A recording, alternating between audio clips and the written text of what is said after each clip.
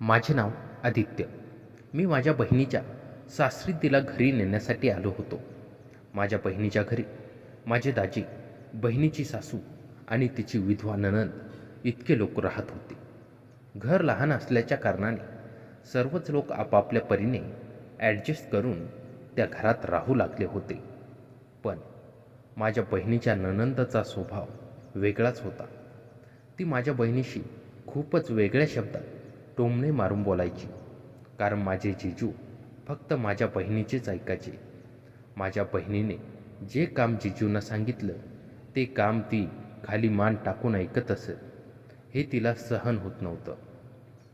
संध्याकाळी 8 वाजता मी सुनीताताईंच्या घरी पोहोचलो, तेव्हा ताई आणि तिची नणंद प्रार्थना या दोघीही किचनमध्ये स्वयंपाक करत होत्या.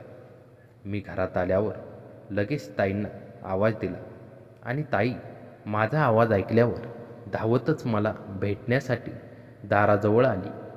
काही वेळातच तिची नणंद प्रार्थनासुद्धा ताईच्या मागोमाग आपला चेहरा टॉवेलने पुसत आमच्याजवळ आली. यावेळेस तिने पिवळ्या रंगाचा गाऊन घातला होता आणि ती माझ्याकडे पाहून मला म्हणाली, आदित्य, तुम बहुत खूबसूरत दिखने लगे हो. त्यावर मी त्यांना म्हणालो, दीदी आप भी पहले से काफ़ी बदल चुके हो. मग त्या मला म्हणाल्या, मजा तो तुम्हारे दीदी का ही है जो उनके पति उनके काबू में है. तुम्हारी दीदी की एक आवाज़ पर मेरा भाई सब काम करने के लिए तैयार हो जाता है, मगर हमारे नसीब में ऐसे पति नहीं थे, इसलिए हम यहाँ मायके में काम करके अपना बया पसीना पोंछ रहे हैं. तेव्हा लगेच प्रार्थनाने आपल्या हातातला टॉवेल स्वतःच्या गळ्यावर ठेवला आणि त्याच ठिकाणचा घाम पुसू लागली. मला तिच्याकडे पाहून कसंही होत होतं. तिचं नाव प्रार्थना होतं. मग मी तिला म्हणालो, प्रार्थना दीदी कैसा चल रहा है. त्यावर ती मला म्हणाली, आदित्य, एक विधवा औरत की ज़िंदगी कैसे होती है यह तो तुम्हें पता ही होगा. पति का सुख नहीं, ना मायको वालों का सुख, बस काम करो और खाओ. तुम्हारी दीदी की तरह थोड़ी है मेरी ज़िंदगी. काश भगवान ने मुझे विधवा बनाने से पहले एक संतान दी होती तो अच्छा होता. पुन्हा तिने तिच्या हातातील टॉवेल आपल्या गळ्यावर ठेवला आणि त्याच वेळेस तिच्या गाऊनचा वरचा बटन उघडला. माझे लक्ष तिच्या त्या ठिकाणी गेले. मग तिच्या आतील कपडेही मला साईड होऊन थोडे दिसू लागले. यावेळी तिने गुलाबी रंगाचे आतील कपडे घातले होते. मग ताईने मला आवाज दिला व जेवणासाठी बोलावले. तेवढ्यात दाजी कामावरून घरी आले होते. मग दाजी आणि मी सोबतच जेवणाला बसलो. जेवण वाढताना प्रार्थना जेव्हा जेव्हा ताटात भाजी टाकण्यासाठी खाली वाकायची तेव्हा त्यातील दृश्य मला स्पष्ट दिसत होते. मग मला जे पण खायची इच्छा होत होती ते मी प्रार्थनालाच आवाज देऊन मागू लागलो, कारण मला तिच्या आतील सुंदरता तिच्याकडे आकर्षित करत होती. प्रार्थना दिसायला सावळी होती, पण तिच्या शरीराच्या सुंदर फिगरमुळे ती कुमारिकाच वाटत होती. माझे व जिजूंचे जेवण झाल्यानंतर आम्ही दोघेही बाहेर फिरायला निघालो. जिजूंचं घर अपार्टमेंटमध्ये असल्यामुळे ते फारच छोटं होतं. मग 1 तासानंतर आम्ही दोघेही घरी परतलो. यावेळेस प्रार्थना TV पाहत होती आणि ताई आमच्या झोपण्याची व्यवस्था करत होती. पुढच्या हॉलमध्ये 3 गाद्या पाहून मी आश्चर्यचकित झालो. मला वाटले की मी आणि जिजू रूममध्ये झोपणार असावेत आणि बाकी मंडळी बाहेर. मग मी जेव्हा रूममध्ये झोपण्यासाठी जाऊ लागलो तेव्हा प्रार्थना मला म्हणाली, आदित्य, तुम बाहर ही सो रहे हो. अंदर तुम्हारी दीदी और तुम्हारे जीजू सोएंगे, क्योंकि उन दोनों को एक दूसरे के अलावा नींद ही नहीं आती है. प्रार्थना असं बोलत असतानाही जिजू आपल्या बहिणीला काहीच बोलत नव्हते. मग जिजू आणि ताई रूममध्ये झोपण्यासाठी गेले आणि मी व प्रार्थना शेजारी खुर्ची टाकून तिच्यासोबत TV पाहत बसलो. आम्ही दोघेही TVवर न्यूज पाहत होतो. महानगरपालिकेच्या बातम्या सतत सुरू होत्या. त्यानंतर प्रार्थनेने एक चित्रपट लावला. तो खूपच विचित्र होता, तरी ती चॅनल बदलत नव्हती. ती तो चित्रपट पाहून आनंद घेत होती. ताईची सासूही झोपली होती. आता प्रार्थनेने घरची सर्व लाईट बंद केली होती आणि त्याच वेळी टीव्हीवर एक सुंदर सीन आला. हिरो हिरोईन एकमेकांच्या मिठीत सामावून एकमेकांच्या ओठांचा रस चाकत होते. ते दृश्य पाहून मला कसे तरीच होत होते. मी जेव्हा प्रार्थनाकडे लक्ष टाकले तेव्हा तिचा एक हात तिच्या त्या ठिकाणी होता आणि लक्ष पूर्णपणे टीव्हीवर होते. तिला भानच नव्हते की शेजारी कोण आहे. ती तो चित्रपट पाहून आपल्या शरीरावर वेगवेगळ्या हालचाली करत होती. तिच्याकडे पाहून मला असे वाटू लागले की आत्ताच तिला मिठी सामावून घ्यावे. पण घरात ताईची सासूही शेजारी झोपली होती. म्हणून मी स्वतःवर कंट्रोल करून त्याच ठिकाणी शांत बसलो. आता माझे लक्ष टीव्हीकडे नसून प्रार्थनाकडे जास्त होते.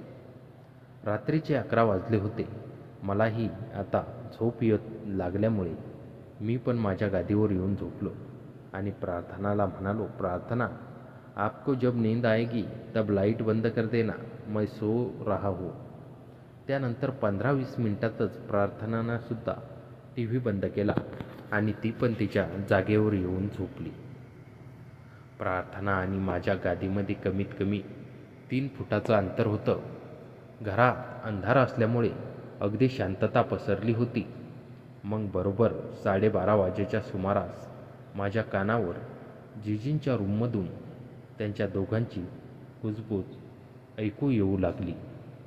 मला अगोदर वाटले की प्रार्थना मोबाईलमध्ये काहीतरी पाहत असेल, पण मी ज्यावेळेस कुशी बदलून प्रार्थनेकडे पाहिलं तेव्हा प्रार्थना आपल्या जागेवर नव्हती. मग मी इकडे तिकडे प्रार्थनाला शोधू लागलो, पण ती कुठेही दिसत नव्हती. मग मी उठून तिला घरात पाहण्यासाठी आलो तेव्हा समोरचे दृश्य पाहून मी थक्क झालो.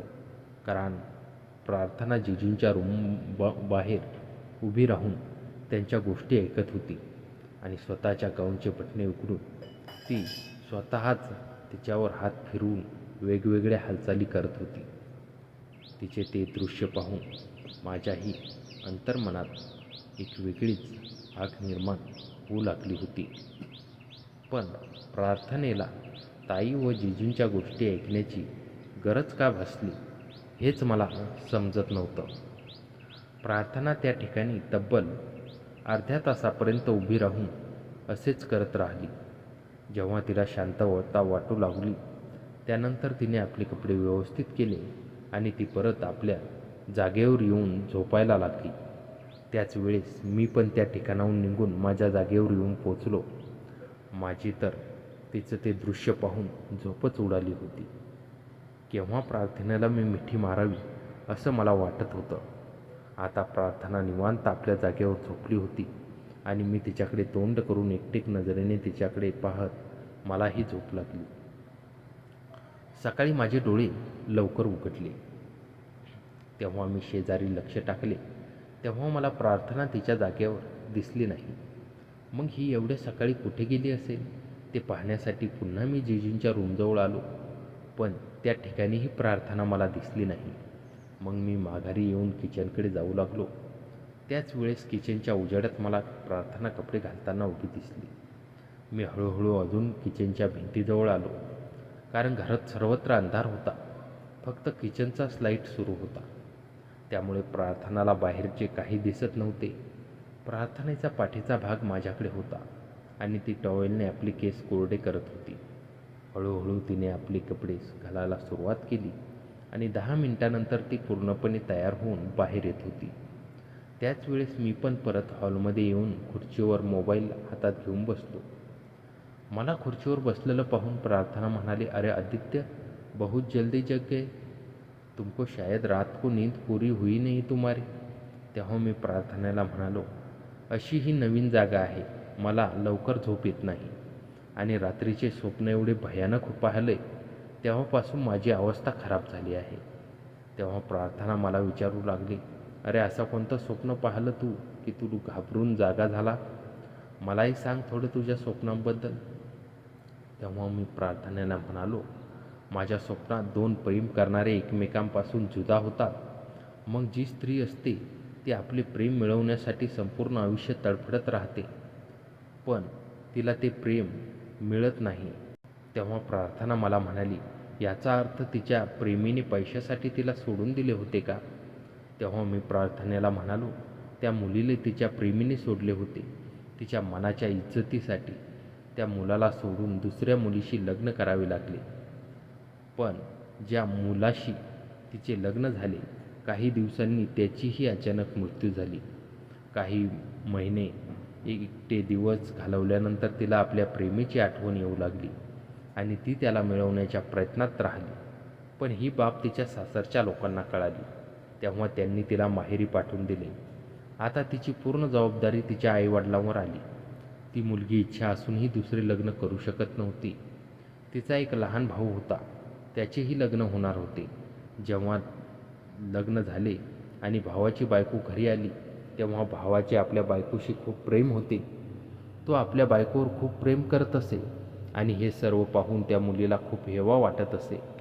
जशी माझा भाऊ आणि माझ्या भावजोईवर प्रेम करतो, तसा मलाही कोणी प्रेम करणारा मिळाला तर माझे आयुष्य सुधारेल, याच विचारात ती दिवस घालवत असे. पण एक दिवस एक मुलगा होता, जो तिला दुरूनच पाहून प्रेम करू लागला होता. पण या गोष्टीची त्या मुलीला जाणीव होती की तिलाही प्रेम करणारा तिच्या आयुष्यात येणार आहे. तेवढ्यात प्रार्थना माझे डोळे उघडले आणि मी मोबाईल पकडून खुर्चीवर बसलो. तेव्हा प्रार्थना स्वतःशी विचार करू लागली आणि स्वतःला म्हणाली, ही पूर्ण कहाणी माझ्याशी मिळती जुळती आहे. जसं माझं एकटेपणा मी दूर करू शकत नाही, तसं आदित्यच्या कहाणीतील त्या मुलीची अवस्थाही अशीच आहे. त्याच वेळेस मी प्रार्थनाला म्हणालो, आता कोणी जाणार आहे का बाथरूममध्ये? नाहीतर मी आंघोळ करून येतो. तेव्हा प्रार्थना मला म्हणाली, आदित्य, तू लवकर येऊन जा, आता कोणीही जाणार नाही बाथरूमकडे. असेही आज मकर संक्रांती आहे, भैयालाही सुट्टी आहे व भाभी आज थोड्या उशिरा उठतील. आता मी हातात टॉवेल घेतला आणि लगेच बाथरूमच्या दिशेने अंघोळीसाठी गेलो. बाथरूममध्ये आल्यावर माझे डोळे मोठे झाले. प्रार्थनेचा पिवळा गाऊन नव्हे तर तिच्या आतील काळे कपडे ओले करून पडले होते. त्या कपड्यांकडे पाहून माझे प्रार्थनावरचे आकर्षण जास्तच वाढू लागले. केव्हा प्रार्थनाला मी अशा कपड्यात पाहिले, केव्हा नाही, असे मला झालं होतं. त्या कपड्याच्या शेजारीच बसून मी लवकरात लवकर आंघोळ केली आणि बाहेर आलो. घरात एकच रूम असल्यामुळे मी बाथरूमच्या बाहेरच कपडे बदलले. पण तिकडे प्रार्थना किचनमध्ये आम्हा दोघांसाठी चहा बनवत होती आणि मी पण दुसरे कपडे घालून हॉलमध्ये येऊन खुर्चीवर बसलो. त्याच वेळेस प्रार्थनेच्या जोराचा आवाज मला किचनमधून आला. मग मी धावतच तिच्याजवळ आलो आणि तिने लगेच मला घट्ट मिठीत घेतलं व ती मला म्हणाली, आदित्य, समोर पहा किती मोठा काटेवाला सरडा आहे, मला खूप भीती वाटते आहे. प्रार्थना अजूनही माझ्या मिठीतच होती आणि माझा एक हात तिच्या डोक्यावर होता. मलाही तिला अजिबात दूर करण्याची इच्छा होत नव्हती. संध्याकाळपर्यंत मला ती तशीच चिटकून राहावी असे मला वाटू लागले होते. मग काही वेळाने मी त्या पालीला त्या ठिकाणाहून दूर केलं. तेव्हा प्रार्थना माझ्या मिठीतून वेगळी झाली आणि ती मला म्हणाली, अच्छा झालं आदित्य, तू लवकर आलास, नाहीतर माझी अवस्था खराब झाली असती तिला येथे पाहून. असेही प्रार्थना माझ्यापेक्षा 2 वर्षांनी मोठी होती, पण तिने मारलेली मिठी पाहून ती माझ्यापेक्षा 4 वर्षांनी लहान वाटत होती, कारण तिची उंचीच तेवढी होती. मग आम्ही दोघांनी समोरासमोर बसून चहाचा आनंद घेतला. त्यानंतर प्रार्थनाने मला पैसे देऊन खाली दुकानातून साखर आणायला सांगितली. मग मी तिला म्हणालो, पैसे ठेव, माझ्याकडे आहेत. मग मी तसाच बाहेर निघालो.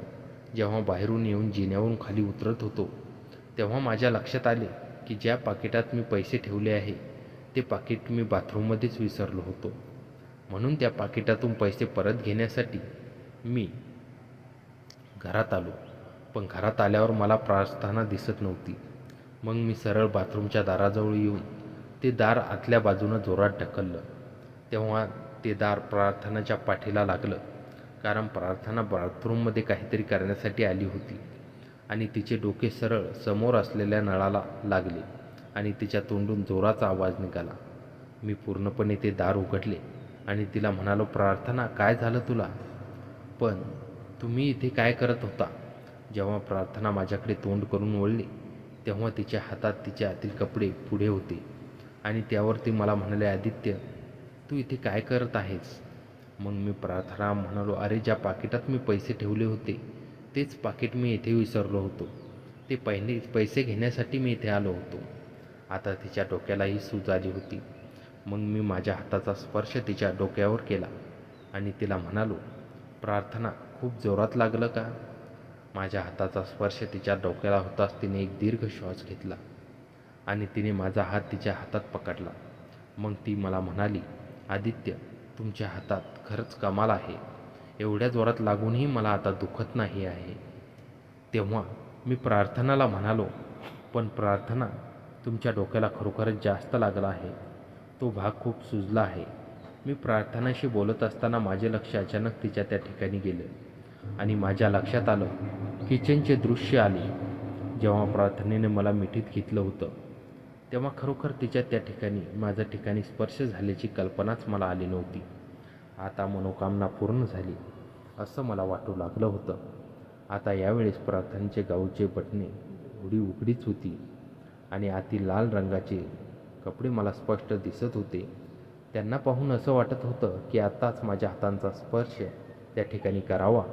पण घरात कोणत्याही वेळी कोणीही उठेल आणि त्यांनी जर मला प्रार्थनेसोबत पाहिलं तर गडबड होईल. म्हणून मी माझा विचार बदलला आणि पाकिटातून पैसे काढून खाली साखर घेण्यासाठी निघालो. बाजारात जात असताना डोक्यात सतत प्रार्थनाबद्दल विचार येत होते. जर प्रार्थना आपल्या आयुष्यात आली तर आपलेही नशीब उजळेल आणि तिलाही आधार मिळेल. पण आपले म्हणणे तिला पटेल का? ती माझ्याशी लग्न करेल का? असे अनेक प्रश्न माझ्यासमोर उभे राहिले. मग साखर घेऊन जेव्हा मी घरी आलो यावेळेस ताई व तिची सासू सर्वच जागी होते आणि मकर संक्रांतीची तयारी करू लागले होते. आमच्याकडे मकर संक्रांती म्हणजे नुसती पतंग उडवण्याचा उत्सव नसतो, तर आपले ते जे पूर्वज आहेत त्यांनाही चुलीत आहारी घास घालून त्यांची पूजा करायची असते. तिघांनी मिळून आज पुरणपोळीचा बेत केला होता. सर्व पूजा आटपून झाल्यावर आम्ही सर्वजण जेवणाला बसलो. रात्री उशिरा झोप लागल्यामुळे मला आता जेवणानंतर खूप झोप येऊ लागली होती. म्हणून मी आणि जिजू रूममध्ये निवांत संध्याकाळी 6 वाजेपर्यंत झोपून राहिलो आणि संध्याकाळी जिजू आणि ताई काही सामान घेण्यासाठी मार्केटमध्ये गाडीवर निघाले. घरामध्ये मी आणि प्रार्थना एकटेच होतो. ताईची सासू ही शेजारच्या मावशीसोबत खाली फिरायला गेल्या होत्या. तेव्हा मी प्रार्थनाला म्हणालो, प्रार्थना, आता तुम्हाला खूप जास्त दुखत तर नाही ना? हळूहळू आता तुमची सूजही कमी होत आहे. तेव्हा प्रार्थना मला म्हणाली, आदित्य, ही जी चोट आहे ती काही दिवसात बरी होईल, पण माझ्या मनाला जी चोट लागली आहे ती कोण बरी करणार? माहीत नाही.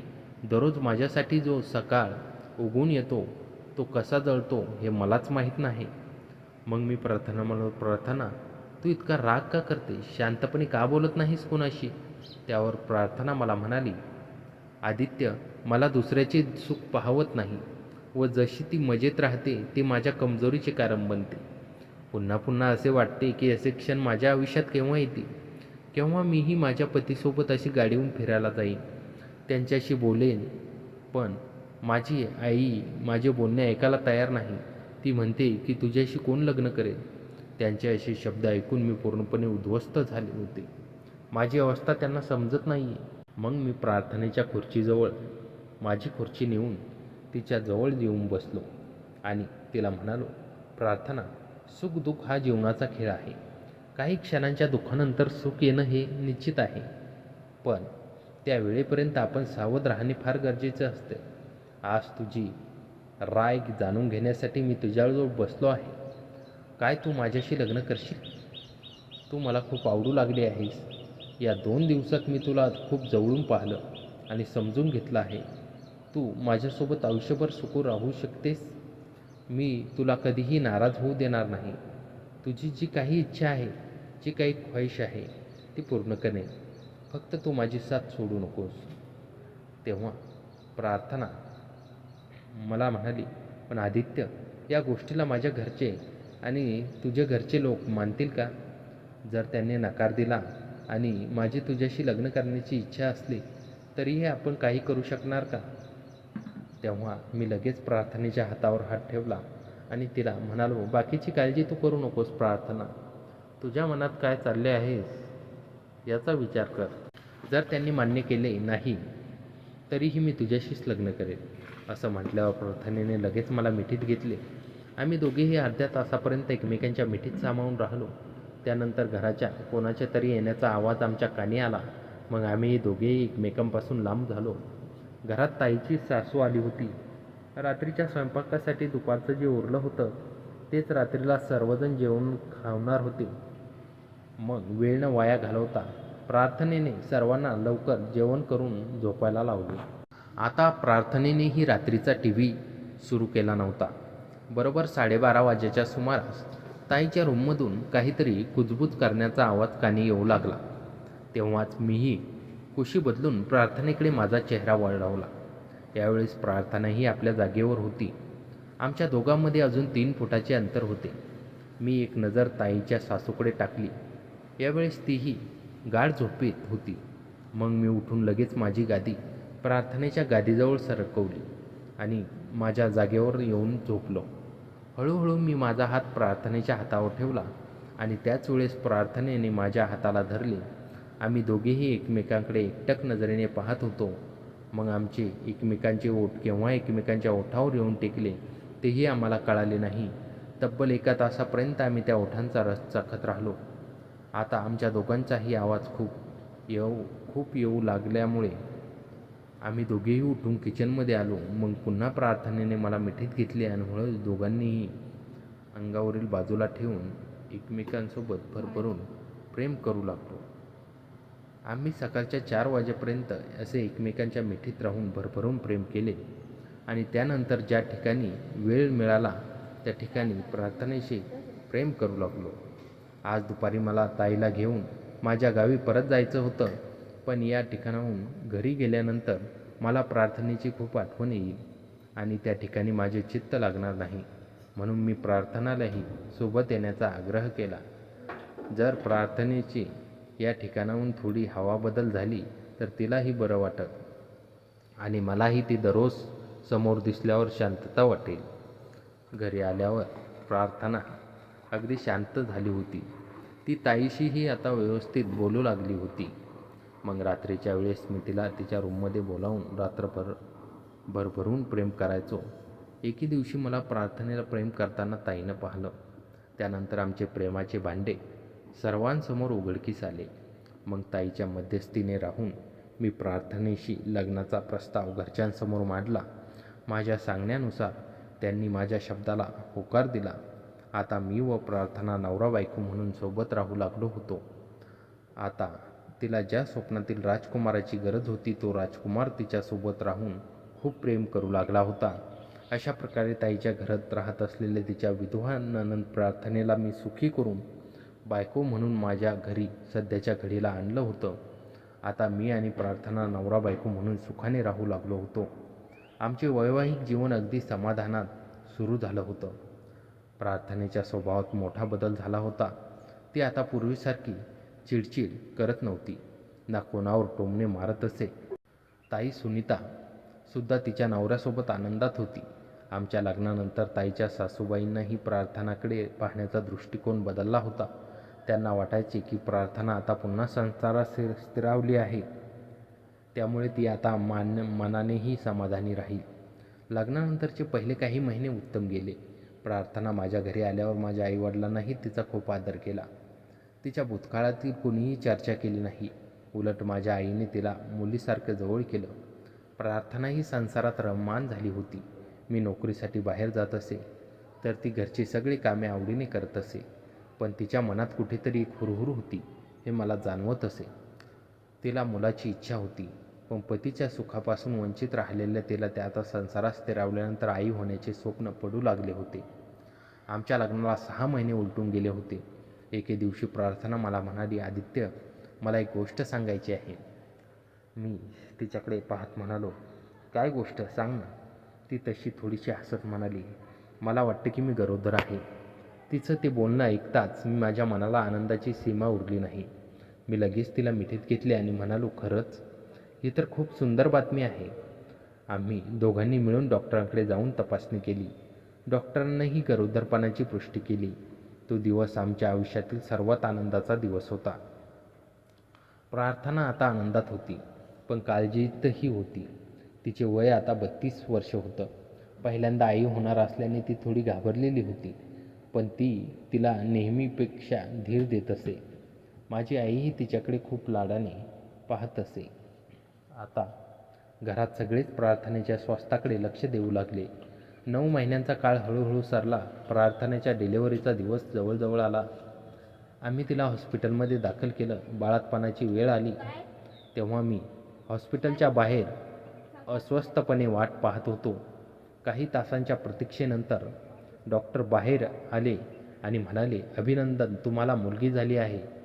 आई आणि बाळ दोघेही सुखरूप आहेत." हे ऐकताच माझ्या डोळ्यात आनंद अश्रू आले. प्रार्थनेने माझ्या हातात बाळ दिलं तेव्हा तिचा चेहरा पाहण्यासारखा होता. ती म्हणाली, "आदित्य, मला वाटले नव्हते की माझ्या आयुष्यात हा दिवस येईल. तू माझ्या आयुष्यात आलास तेव्हापासून सगळं बदलून गेलं." मी तिला म्हणालो, "ही फक्त सुरुवात आहे प्रार्थना. आता आपण हिला चांगलं संस्कार देऊन मोठं करायचं आहे."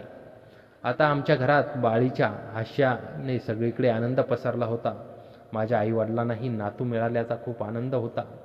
ताई सुनीता आणि जिजू विजयही भेटायला आले होते. प्रार्थनेच्या सासूबाईही आल्या होत्या. त्यांनी प्रार्थनेला आशीर्वाद दिला आणि म्हणाल्या, "बेटा, तू खूप सुखी आहेस हे पाहून मला खूप बरं वाटतं. तुझ्या नशिबात हे सगळं होतं." प्रार्थनेने त्यांचे पाय हातात लावले. तिने जुन्या आठवणी विसरून पुढच्या आयुष्याकडे पाहिलं होतं. आता ती पूर्णपणे बदलून गेली होती. तिच्यातील चिडचिड, हेवा, आकाश सगळं नाहीसं झालं होतं. तिला आता एक स्वतःचं घर होतं, एक नवरा होता, एक लेक होती. तिला ज्या सुखाची आशा होती ते सुख तिला मिळत होतं. मी माझ्या नोकरीतली प्रगती करत होतो. काळानुसार आमची आर्थिक परिस्थिती स्थिर होत गेली. मी प्रार्थनाला नेहमी सांगत असे की तिने आता स्वतःच्या आवडीचे काहीतरी करावे. तिला शिवणकामाची आवड होती. तिने एक छोटासा शिवणकामाचा व्यवसाय सुरू केला. हळूहळू तिच्या कामाला नाव पडू लागलं. ती आता आर्थिकदृष्ट्याही स्वावलंबी झाली होती. पण सगळ्यात महत्त्वाचं म्हणजे तिला आत्मविश्वास प्राप्त झाला होता. आमची मुलगी जशी जशी मोठी होत गेली तशी तशी प्रार्थनेच्या आयुष्यात अधिकाधिक स्थैर्य येत गेलं. आता ती पूर्णपणे नव्या आयुष्यात रमली होती. तिचं भूतकाळातील दुःख हळूहळू मागे पडत गेलं. आता ती फक्त आमच्या संसाराची, मुलीच्या भविष्याची स्वप्ने पाहू लागली होती. एके दिवशी संध्याकाळी आम्ही तिघेही बाल्कनीत बसलो होतो. प्रार्थना माझ्या खांद्यावर डोके ठेवून म्हणाली, "आदित्य, मला खूप आनंद वाटतो की मला तुझ्यासारखा नवरा मिळाला. माझ्या आयुष्यातील सगळ्यात अंधारलेला काळ तू उजळून टाकलास. तुझ्यामुळे मला पुन्हा एकदा जगण्याची, स्वप्न पाहण्याची संधी मिळाली." मी तिचा हात हातात घेऊन म्हणालो, "प्रार्थना, तू स्वतःहून बदल करण्याचा प्रयत्न केलास म्हणून हे सगळं शक्य झालं. मी फक्त एक निमित्त होतो. तुझ्यातली ताकद खूप मोठी आहे. तू कधीही हार मानली नाहीस. तुझ्यासारखी बायको मिळाल्याचा मला अभिमान आहे." त्या रात्री आम्ही दोघेही आमच्या मुलीला घेऊन तिच्या भविष्याची स्वप्ने पाहत बसलो होतो. प्रार्थनाच्या डोळ्यात आता दुःख नव्हते, तर नव्या आशेचा प्रकाश होता. तिच्या जीवनातील हा अध्याय सुखाचा, समाधानाचा होता. आमच्या प्रेमाची ही गोष्ट आता एका सुंदर वळणावर आली होती. ताईच्या घरी घडलेल्या त्या घटनांनी माझ्या आयुष्याला एक नवी दिशा दिली होती. प्रार्थनेला मी फक्त नवरा मिळालो नाही, तर तिला एक साथीदार, एक विश्वासू व्यक्ती मिळाली होती. आमचे प्रेम, हा संसार, ही मुलगी म्हणजे आमच्या नात्याची परिपूर्ती होती. अशा प्रकारे माझ्या बहिणीच्या सासरी असलेल्या त्या विद्वान नंदेबरोबरचा प्रवास एका सुंदर वळणावर आला. प्रार्थना आता फक्त माझी बायको नव्हती, तर माझी सर्वात चांगली मैत्रीण, माझी साथीदार होती. तिच्या आयुष्यातील सर्व दुःखे, वेदना आता इतिहास झाल्या होत्या. आता फक्त सुखाचे, समाधानाचे दिवस उजाडले होते. तर मित्रांनो, कथा कशी वाटली कमेंटमध्ये नक्की कळवा आणि चॅनलवर नवीन असाल तर आता सबस्क्राईब करा.